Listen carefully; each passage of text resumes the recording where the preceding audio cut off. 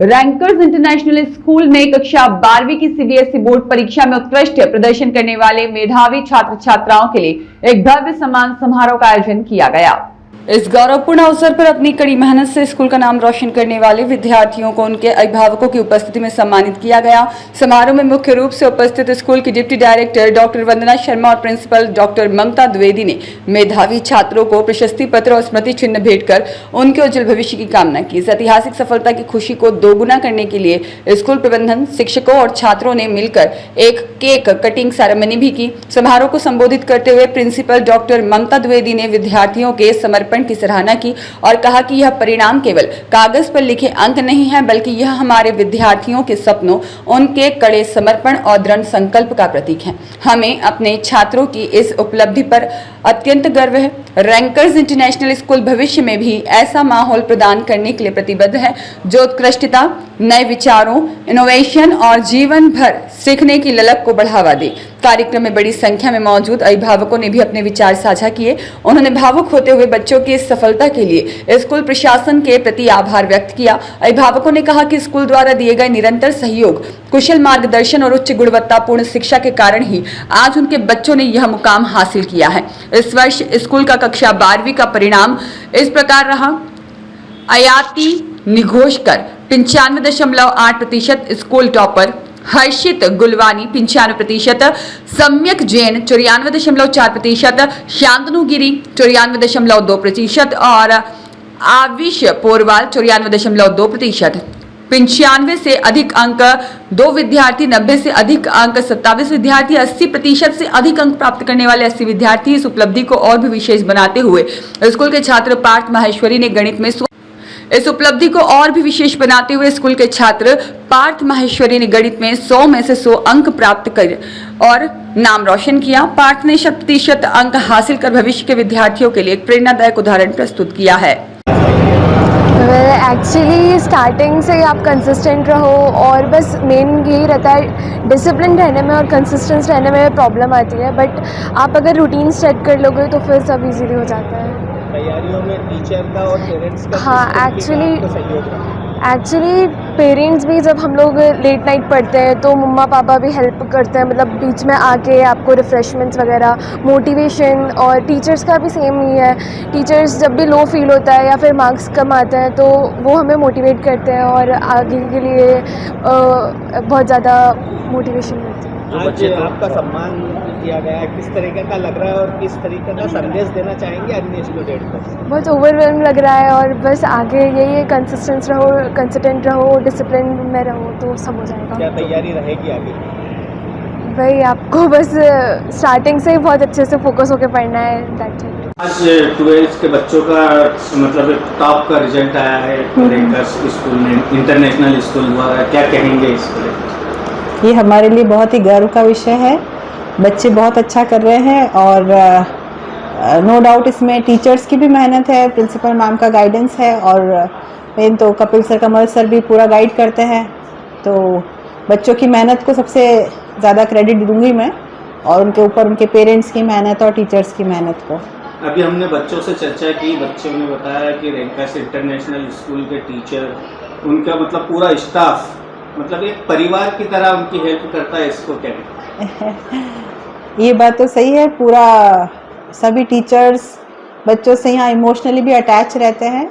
उनको जब भी गाइडेंस की ज़रूरत होती है वो हमेशा उनके लिए उपलब्ध रहते हैं और हाँ, एक इमोशनल सपोर्ट मुझे भी लगता है कि टीचर सब बच्चों से अच्छे जुड़े हुए हैं और ये हमारे लिए बड़ा गर्व का विषय है। मैम 12th का रिजल्ट आया है तो रैंकर्स इंटरनेशनल स्कूल का काफ़ी अच्छा रिजल्ट आया है और उसमें आपने अभी बच्चों का सम्मान समारोह रखा है, किस प्रकार का कार्यक्रम?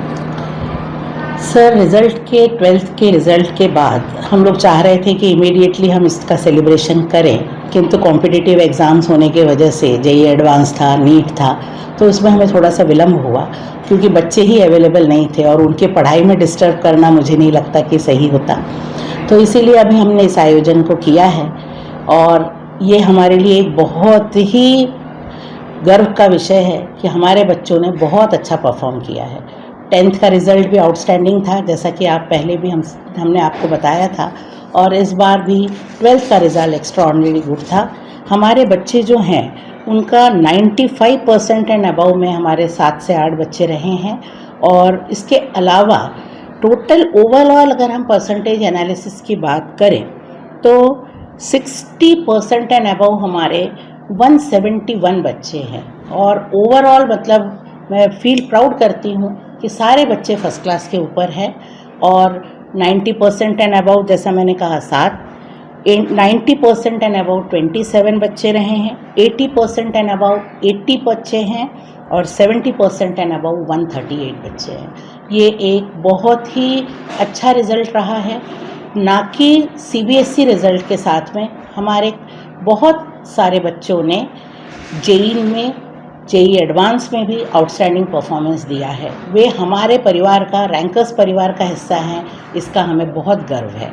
पार्थ माहेश्वरी हुआ, रिद्धेश बेंद्रे हुआ, ये बच्चे हमारे ही स्कूल के हैं जिन्होंने कि जेई एडवांस भी क्रैक किया है। रैंकर्स इंटरनेशनल स्कूल के बच्चे काफ़ी उत्साहित थे। उन्होंने कहा कि यहाँ की प्रिंसिपल मैडम है वो बड़े मतलब स्ट्रांग है और बहुत अच्छे से मतलब गाइड करती है और पूरा परिवार बच्चों के साथ होता है। देखिए, स्कूल एक ऐसी जगह है जहाँ पे कि उसे हम दूसरा घर कहते हैं बच्चे का, और अगर बच्चा यहाँ खुश नहीं रहेगा तो वो अपना समय बिता नहीं पाएगा और ना ही परफॉर्म कर पाएगा। तो हमारे इंस्टीट्यूशन में बच्चा जब बस में बैठता है उस समय से लेकर तो स्कूल में जब वो एंटर करता है, टीचर्स का ध्यान रखते हैं बच्चे, और बच्चों का ध्यान टीचर्स रखते हैं। क्योंकि मैंने इसलिए ये दोनों चीज़ें कही, तभी एक बॉन्डिंग बनती है। जो प्यार बच्चों के मन में है वो टीचर्स के अच्छे व्यवहार, केयर और बहुत अच्छे तरीके से पढ़ाने की वजह से। क्योंकि बच्चे को अगर चीज़ें समझ में आएंगी तभी वो अच्छे से पढ़ेगा और परफॉर्म करेगा। तो ये 2 वे की होती है जिसमें कि बच्चों को अच्छा लगता है और तभी वे खुश रहते हैं। स्कूल से बच्चा कॉलेज की ओर जाता है, मतलब वहाँ पे बड़ी उपलब्धियाँ मिलती हैं, और आज का युवा नशे की ओर अग्रसित है, तो आप किस तरीके का संदेश देना चाहेंगे अन्य स्टूडेंट को? सर, ये आज की बहुत बड़ी समस्या है जो आपने कहा। स्कूल का एनवायरनमेंट क्या होता है ना कि हम बहुत ज़्यादा बच्चों की केयर करते हैं। जब बच्चा स्कूल से कॉलेज चला जाता है तो कहीं एक गैप आ जाता है और बच्चा अपने आप को या तो बहुत बड़ा समझने लगता है और कभी कुछ ज़्यादा आज़ादी मिल जाती है। और कॉलेज के एनवायरनमेंट में टीचर्स का जो ओवर प्रोटेक्टिव होना चाहिए वो ख़त्म हो जाता है। इस वजह से बच्चा गलत चीज़ों में इन्वॉल्व होने लगता है। और हमारा ये दायित्व है, एक सोशल रिस्पॉन्सिबिलिटी है कि हमें इन चीज़ों की तरफ बच्चों को शुरू से ट्रेन करना है। स्कूल में हम बहुत सारे ऐसे अवेयरनेस कैंप लगाते हैं जिससे कि बच्चों को हम अभी से रोकें कि ये गलत रास्ते में न जाए। और आगे भी हमारा हमेशा पेरेंट्स के थ्रू, मैसेज के थ्रू